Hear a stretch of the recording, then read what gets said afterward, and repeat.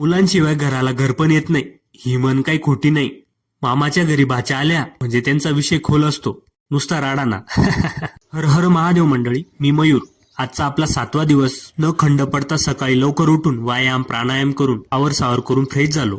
आज सकाळी देवाचं नामस्मरण केल्यावर दिवसभर सकारात्मक ऊर्जा आपल्या सोबत असते आणि तो दिवस पण चांगला जातो असं मला कायम वाटतं. याबद्दल तुम्हाला काय वाटतं कमेंटमध्ये नक्की कळवा. नाथबाई आजीला चांगलीच मदत करत होती धुणं पिळण्यात. काम कमी न ओरडणं जास्त असं काम आहे नाथबाईचं. आज आपल्या सासूरवाडीला मांडव परतनीचा कार्यक्रम होता, त्यामुळे घरी पाहुणे आले होते. सर्वांना गाडीत बसून सहकुटुंब निघालो सासूरवाडीला. गेल्या गेल्या पोटभर जेवण करून इकडच्या तिकडच्या गप्पा गोष्टी झाल्या. तिथे आपल्या मोकूचं वेगळंच चालू होतं. बैलगाडीच पाहिजे म्हणे. अण्णांनी लगेच काढून दिली. मुलांचं भारी असतं, पण ते दिसलं ते मागायचं, नाही भेटलं तर रडायचं आणि लहान आहे म्हणून कोणीच मनावर पण घेत नाही. हे विशेष भारी असता पण लहानपणीचे दिवस.